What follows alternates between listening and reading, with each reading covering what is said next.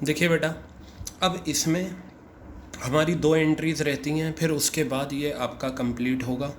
Purchase machinery bye check ₹80,000, 80,000 रुपये की machine ख़रीदी। तो बेटा किसने ख़रीदी? मैं बिज़नेस हूँ, मैंने ख़रीदी। जब मैं मशीन ख़रीदूँगा तो बताइए, मशीन आएगी, ये मशीन मेरे पास आ रही है। तो रियल का रूल क्या कहता है? Debit what comes in. इस वजह से मैंने मशीन को क्या कर दिया? डेबिट कर दिया। अब मैंने पेमेंट करी चेक से। देखिए, जेन्युइन जो लॉजिक है यहाँ टू बैंक आने के पीछे, वो क्या है? देखिए, चेक का जो अल्टीमेट डेस्टिनेशन है वो बैंक होता है। क्लियर है बात? दूसरा, अब सुने, मैंने बैंक को क्रेडिट क्यों करा? आपको ये तो पता है कि बैंक पर्सनल की कैटेगरी में आता है, क्योंकि बैंक में काम करने वाले लोग और पैसा जमा करने वाले लोग इंसान होते हैं, इसलिए बैंक पर्सनल की कैटेगरी में आता है, जो मैंने आपको प्रीवियस क्लास में समझाया था। अब ये देखिए, मैंने मशीन ख़रीदी 80,000 रुपये की, और जिस इंसान से मैंने मशीन ख़रीदी है उसे मैंने दिया चेक। वो चेक लेकर गया बैंक में, ठीक है, मान लो एक्सिस बैंक का चेक था, मैंने उसे पेमेंट चेक से करी, तो मैंने उसे चेक दिया, वो बंदा चेक लेकर गया एक्सिस बैंक में, और एक्सिस बैंक में कैश काउंटर पे उसने चेक दिया और कहा इसकी पेमेंट करो। एक्सिस बैंक ने अपने कंप्यूटर में सारा अपडेट करके 80,000 रुपये उस चेक के उसे पे कर दिए। तो मुझे ये बताइए, जब एक्सिस बैंक 80,000 रुपये देगा, किसे देगा? उस पर्सन को देगा। तो एक्सिस बैंक जो है, यानी कि बैंक जो है, वो रिसीवर है या गिवर है? वो लेने वाला है या देने वाला है? वो दे रहा है। बैंक जो है यहाँ पर क्या हो गया? गिवर हो गया। और पर्सनल का रूल क्या कहता है? Credit the giver. इस वजह से मैंने यहाँ पर टू बैंक को क्या कर दिया? क्रेडिट कर दिया। क्या कर दिया मैंने? टू बैंक को क्रेडिट कर दिया। दोबारा से मैं यहाँ पर इसे रिवाइज़ करूँगा। अब आप एक चीज़ सुनिए, बहुत सिंपल है। देखिए, इस जर्नल एंट्री में आपने कैश पे करा था तो टू कैश लिखा, यहाँ भी कैश दिया, कैश जा रहा है, टू कैश लिखा, यहाँ भी टू कैश लिखा, क्योंकि तीनों जर्नल एंट्रीज़ में कैश जा रहा है और आपने पेमेंट कैश में करी। लेकिन यहाँ आपने पेमेंट चेक से करी। तो बस सिंपल सा एक लॉजिक याद रखो, अगर आप पेमेंट चेक से कर रहे हो, चेक अगर जा रहा है, तो याद रखना बैंक आ जाएगा उसकी जगह। क्या आ जाएगा? To bank account. तो अगर चेक जा रहा है तो टू बैंक आ जाएगा। अब देखो, ये मैंने जाने वाला करा। कैश अगर जाता है तो वो क्रेडिट होता है, कैश अगर आता है तो वो डेबिट होता है। अभी ये परचेज़ वाली थी, सेल्स वाली एंट्रीज़ में हम ऐसा करेंगे। तो कैश अगर जाएगा तो क्रेडिट होगा, कैश आएगा तो डेबिट होगा। चेक अगर जाएगा तो बैंक क्रेडिट होगा, चेक अगर आएगा तो बैंक डेबिट होगा। कहने का मतलब ये है, जहाँ भी चेक की बात आएगी वहाँ बैंक आ जाएगा। अब अगर कोई आपसे पूछे, भाई ये बताओ, परचेज मशीनरी बाय चेक 80,000 रुपये, इसकी जर्नल एंट्री क्या होगी? आप कहेंगे जी machinery account debit to bank account 80,000 रुपये, 80,000 रुपये। वो कहेगा ज़रा मुझे इस जर्नल एंट्री को समझा दो। तो आप उसे किस तरीके से समझाएंगे? सुने, आप ये कहेंगे, भाई देखो, मशीन ख़रीदी चेक से, तो ये बताओ मैं कौन हूँ? बिज़नेस। मैंने मशीन ख़रीदी है, तो जब मैं मशीन ख़रीदूँगा, मशीन क्या है? रियल आइटम है, और रियल का रूल कहता है डेबिट व्हाट कम्स इन। जो चीज़ आए उसे क्या करो? डेबिट करो। तो मैंने मशीन को क्या कर दिया?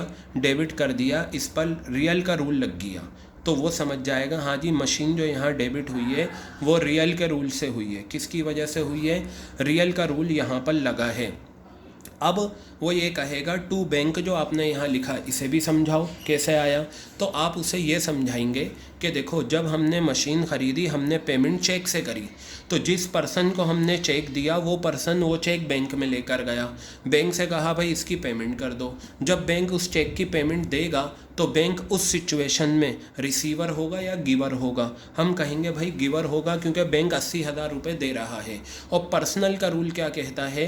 Credit the giver. गिवर देने वाले को क्रेडिट करो, तो बैंक गिवर है, इस वजह से बैंक यहाँ पर पर्सनल के रूल के हिसाब से क्या हो गया? क्रेडिट।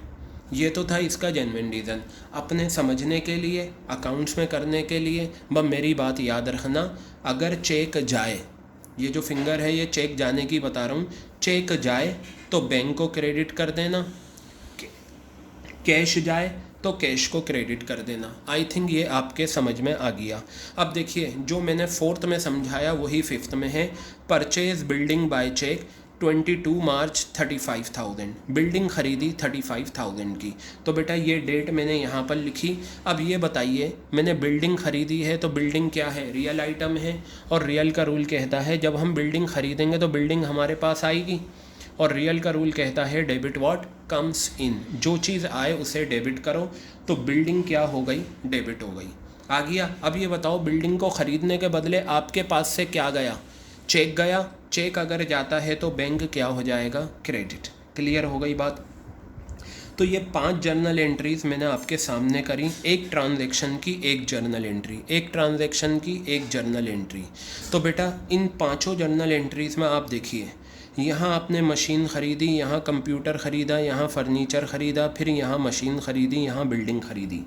याद रखना हम जो कुछ ख़रीदते हैं ये सारी चीज़ें फिक्स असेट्स हैं। क्या हैं ये सारी चीज़ें, फिक्स असेट्स हैं।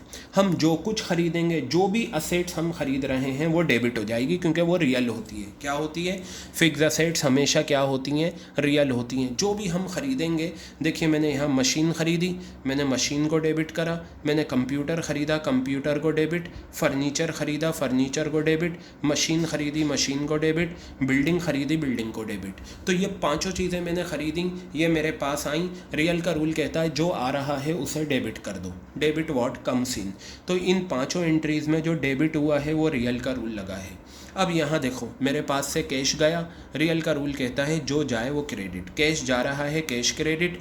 यहाँ भी कैश गया, टू कैश, यहाँ भी कैश गया, टू कैश। लेकिन यहाँ पर पेमेंट चेक से हुई तो इस वजह से मैंने टू बैंक लिखा। अब यहाँ टू बैंक अकाउंट में रियल का रूल नहीं लगा, किसका रूल लगा यहाँ, पर्सनल का, क्योंकि यहाँ पर बैंक कौन है, गिवर है। होप ये 5 एंट्रीज़ आपको समझ में आ गई होंगी। अगर किसी को थोड़ी बहुत प्रॉब्लम है, there is no need to worry.